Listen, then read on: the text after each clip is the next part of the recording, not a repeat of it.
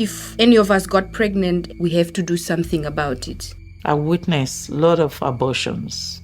They started doing it inside the synagogue. You'd be taken to this clinic of his. It could have killed us. I never had a choice whether I could keep a potential child or not.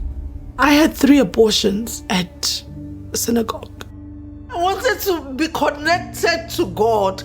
That's why I stayed there. That's why I keep trying my very best.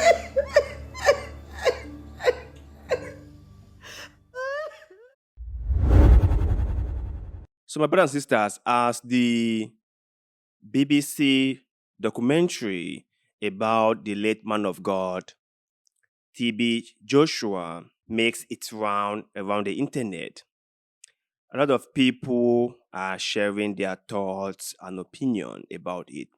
In fact, it's one of those controversial topics that you are quite sure there wouldn't be any resolution to it. Like, people would just believe what they believe. Some would be for, some would be against, and some would be in the middle. But before you guys make your conclusions, before you guys decide on what you want to believe, it's always advisable to see the evidence, right? At least hear the people talk. Listen to what they have to say, and then make your conclusion. God I was introduced to is evil. This is the same God that would sleep with us. This is the same God that would beat us up. You have no idea of what I went through. Everybody wanted the privilege to meet this big giant called TB Joshua. Nothing is as strong as love. I love you. The first time I met him, he looked loving, not knowing that behind that was a sadist, a psychopath. There was a system in there that he used to abuse these women. He's the one that crafted the building of his apartment. The whole building was just designed to keep secret. I call a lady, Prophet wants to see you. He will tell you the specific staircase that this person should come. I felt like there was a beast, like this beast.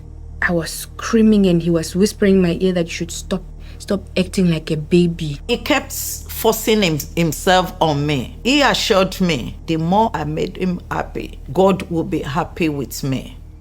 You know it. You skip your first period, you skip your second period, and you have to talk. If any of us got pregnant, we have to do something about it. I witnessed a lot of abortions. They started doing it inside the synagogue. You'd be taken to this clinic of his. It could have killed us. I never had a choice whether I could keep a potential child or not. I had 3 abortions at a synagogue. I wanted to be connected to God. That's why I stayed there. That's why I keep trying my very best.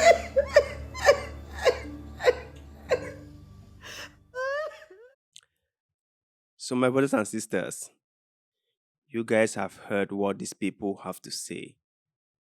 And before we just discard whatever they are saying, before we just classify everything they say as lies, you have to remember, or you have to ask yourself this logical question: how can this number of people just team up to lie against him?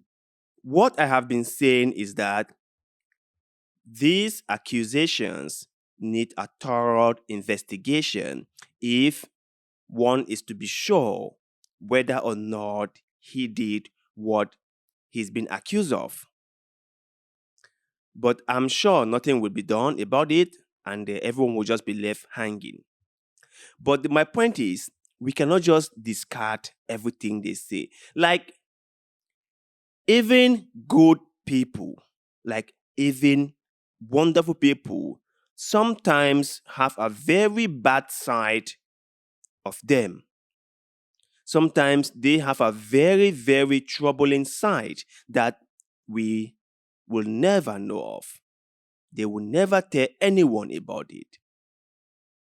And my only worry is that If people come out here and share their personal experience, and we do not take them seriously, rather we just batch them for telling lies, what kind of signal are we sending out there? Are we now saying that powerful people, influential people, should not be held accountable if they did something wrong? Is that what we are saying? Or we are trying to say that if someone had a negative experience with somebody, they shouldn't say anything because whatever they say, we are just going to say these are all lies. Those people are all telling lies. I think that we should look into it.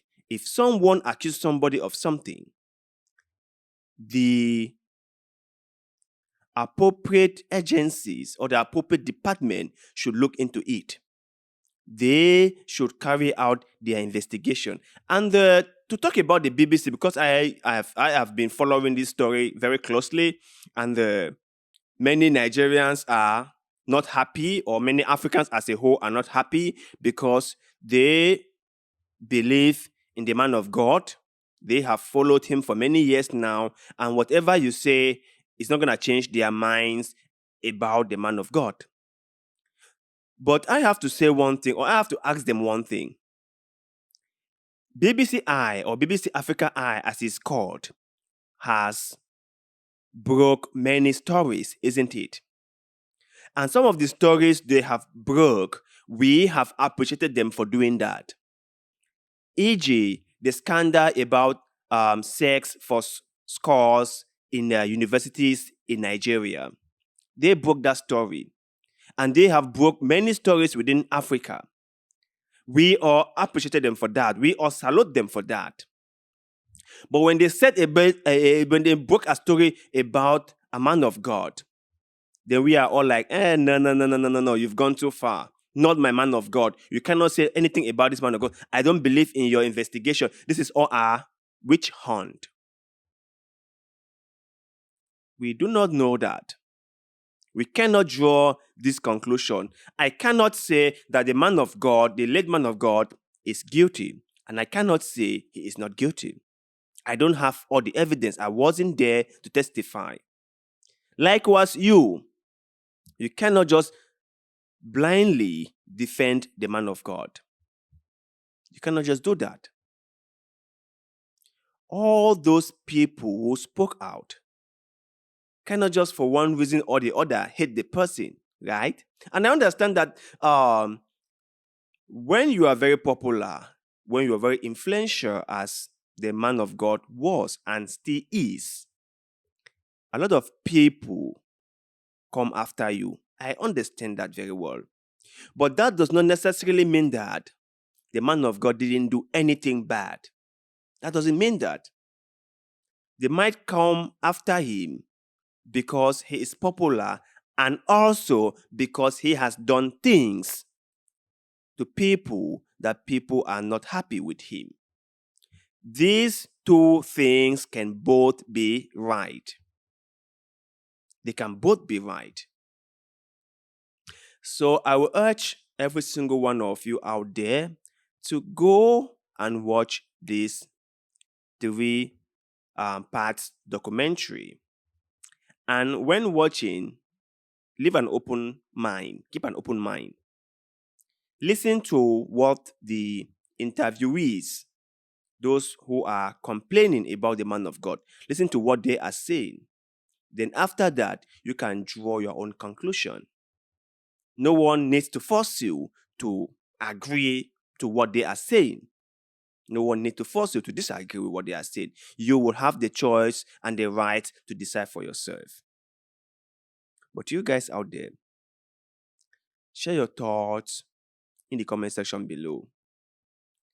Can someone who is very charismatic, can someone who is very cherishable, can someone who is like a philanthropist, who help people, can that individual do no wrong?